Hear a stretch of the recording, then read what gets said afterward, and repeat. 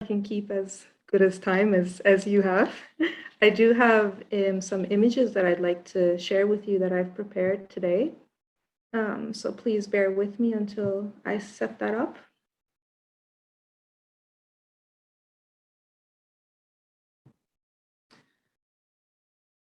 So I'd like to use this short amount of time I have today to introduce some of my research interests and share my experiences of actually carrying out research in Cyprus. And you may have noticed that there's a slight change to my title presentation today from what Nikki has presented. I've just simplified it and shortened it to reflect the broad, the generalness of my talk. So I'm Esra, I'm an art historian, and I'm interested in modern and contemporary art, more specifically how art historical narratives are formed and how they can be undone or even revised. Approaches to narratives and histories in conflict zones such as Cyprus, which hold contested and contrasting views, as you can imagine, are not really straightforward. There are a lot of gaps in our histories. There are barriers to access to resources, among other issues. And especially if you're writing and speaking from a place that's not really part of the developed world or considered unrecognized or othered, things can, your conditions and things can really change according to this conditions of research, I mean. So if my name is any indication or indicator, some of you may be able to tell that I am a Turkish Cypriot, and I'm speaking on behalf of Turkish Cypriot artists and archives on the northern part of the island. Ever since moving back to the island in 2015, I've been interested in getting to know the local art scene, which is relatively small, yet difficult to describe or define in a unitary or comprehensive manner for reasons mentioned. Most recently, I've been looking at media and the arts in Cyprus, particularly visual art in print culture and television in the Turkish Cypriot community, questioning how it may have led to shape the reception of art within the community. And in my findings so far, I've seen that the use of media has been a very active arena for artists. And there are historical examples specifically on how Turkish Cypriot artists have utilized media platforms to voice their aspirations, fears, and hardships over the whole of the century. And I have discussed some examples of these as alternative media platforms, especially focus on the artist interview format from the 90s and earlier use of print media elsewhere, and I won't go into it too much here, but if you are interested in these, please do have a look at my chapter in this wonderful and newly freshly published book. The launch of it is, I think, in the next week or so on the 4th of December. And it is a great collection of essays that introduce different approaches to contemporary art practices in Cyprus. So I initially wanted to focus on this particular magazine called Kültür-Sanat, Culture and Art, which I also discuss in the chapter mentioned, because it's one of the longest running print magazines from 1985 to 2003. And it focuses on art writing, literature, and general topics on culture. It's a very important resource that not only encompasses contemporaneous activities, printing visual works by artists alongside poetry as seen here, short stories and critical thought pieces on current events, but it also includes retrospective accounts on historical exhibitions like this, for example, giving us valuable insight on, and at times with photographs, visuals of these events that were otherwise obscured in public records or even left unrecorded. But I think I'm going to extend my talk on how I can, not only this magazine, but other magazines as well. So I'm going to talk a little bit about how I came across this particular magazine, which was by means of me following the works of particular artists who were regular contributors to this magazine, namely Emin Çizenel, Ayhan Menteş, and Cevdet Çağdaş. So this magazine, as well as the others that I will mention, we can call these as artist-run magazines, and I think that's a significant factor here. So print media in general in the history of the Turkish Cypriot community has played a very important role and has provided a significant platform for the community. And many sources date back as early as the late 19th century and early 20th centuries. Likewise, the art magazine and artist-run magazines also have a long history dating back to the early 20th century, with a spike of efforts to print on art and culture in mid-20th century. Magazines were very important for artists who followed and collected them from abroad. These were valued entry points into the international sphere of art, and they were often used as inspirational material. And one example of this is an account that the artist Ayhan Menteş shares in his autobiography. So Ayhan Menteş's interest and passion for abstraction actually started with his first encounter with the magazine, the artist magazine Studio, in the 1950s. And he recalls encountering abstract art in 1954.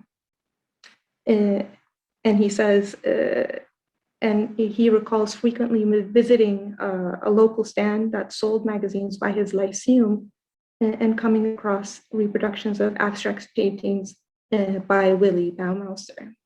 And he says, you'll see the whole quote here. He says, among them, there were reproductions by Willy Baumeister. I loved it deeply because it had very good composition. I bargained with the man and he gave it to me at a fair price.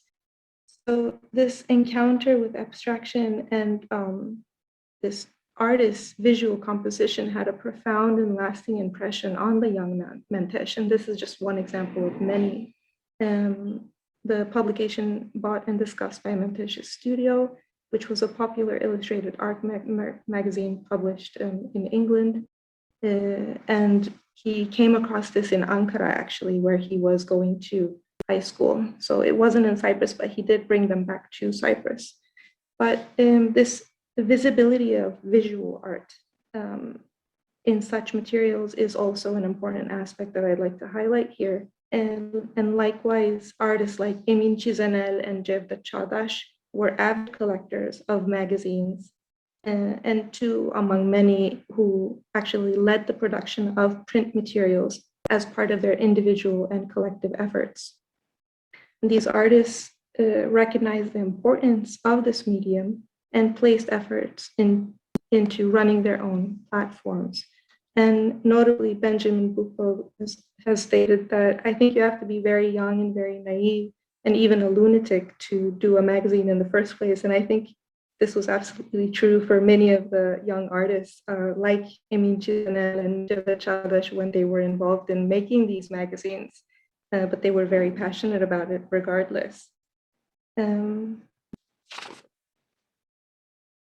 Well, when we look at artist-run magazines more globally, these were used to replace criticism around this time and exhibition reviews by including their own projects, writings, and interviews through which the artists could actually talk back to critics, and they took charge of the public discourse around their works.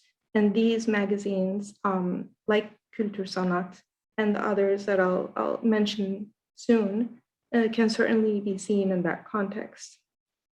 Now, despite such rich resources, when we look at existing art historical research and scholarship on Turkish Cypriot art, up until recently, there have been mostly biographical compilations on artists, their training, and short repetitive information published in a very little amount of, very few books and some other sources. And in many of these accounts, a generational approach is taken which has similarities to discourses on Greek Cypriot artists, where they're grouped, where artists are kind of grouped together without really close inspection of their affinities or practices or stylistic interests. And exhibition catalogs are also, published regularly, but these also provide mostly monographic accounts that don't really go in depth.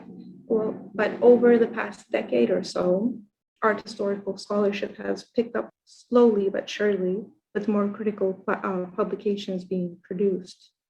When I was living abroad, I had a very different experience of looking at the art scene in the Turkish Cypriot community as an art historian. And back then, I had come across people that described the field as quite barren. They described it as barren quite frequently. But when I moved back to Cyprus permanently in 2015, one of the things that I found striking was the number of resources that were actually available for research.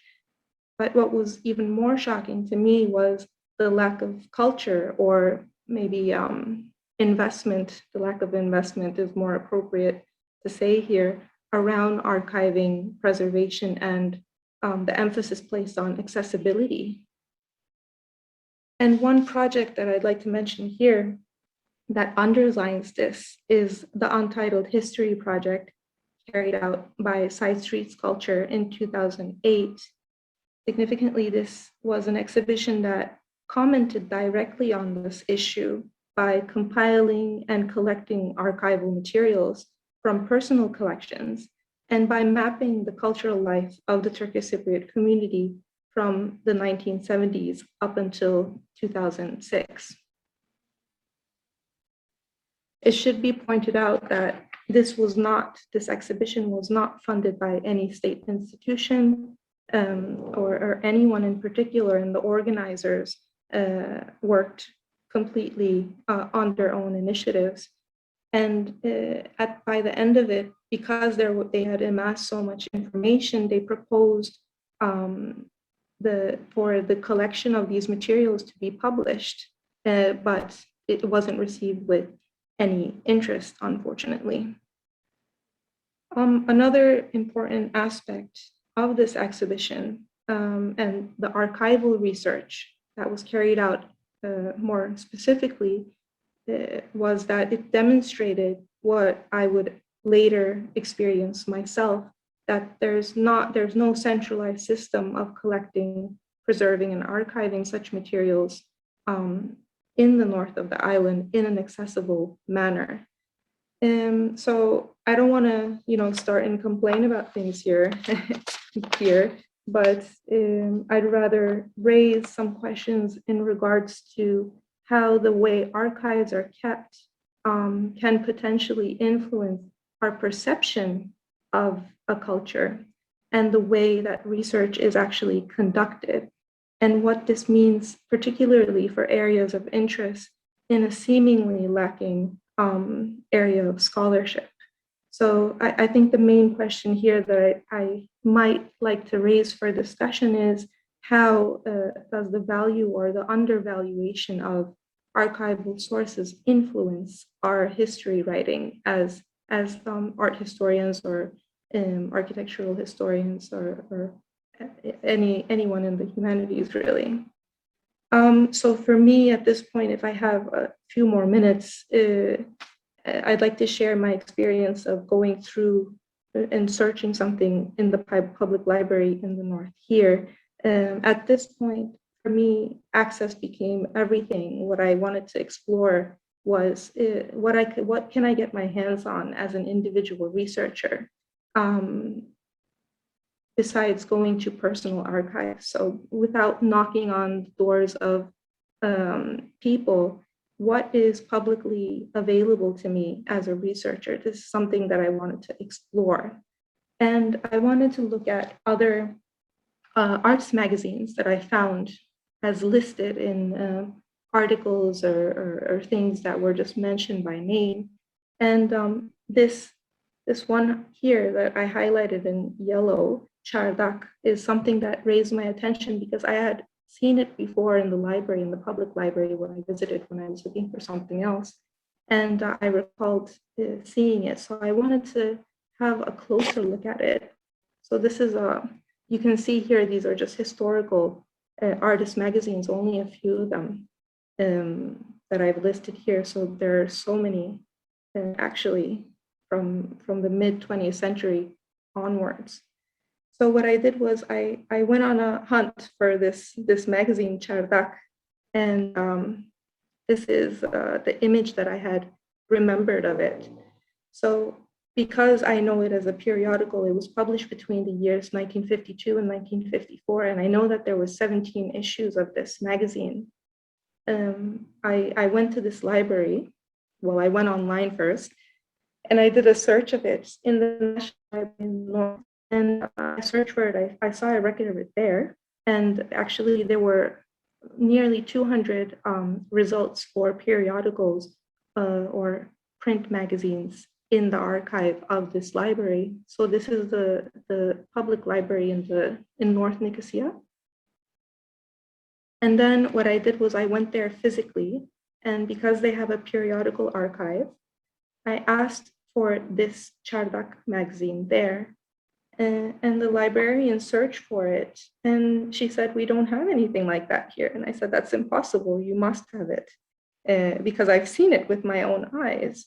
So I asked her kindly to look again, and I recalled seeing it in the special collections part of the library, which is not the periodical archive. So what we noticed was, because, and this is the magazine section of the periodical archive of the library. So these magazines are kind of stacked up in sections that are labeled on these shelves. And so anything that's there is there, basically. But what had happened was, because this periodical was so thin, it was only like 24 pages each for each magazine, they had bound them together. All 17 issues were bound together in the form of a book, and it was recorded in the library archive as a book. So it was kind of lost in a sense in this just by a very simple change, and it was bound to actually preserve it, but it could have led to a researcher like me not being able to find it. So it got me to thinking, how do we preserve such objects, and how does the way that we keep them have an impact on the way that they're perceived and the way that they're found or not found as such. So I'm just going to end on some questions that maybe we can revisit in the discussion section. And thank you for the time. Sorry if I surpassed my time. I'm going to stop sharing now. Okay, Esra, thank you very much. That was a very interesting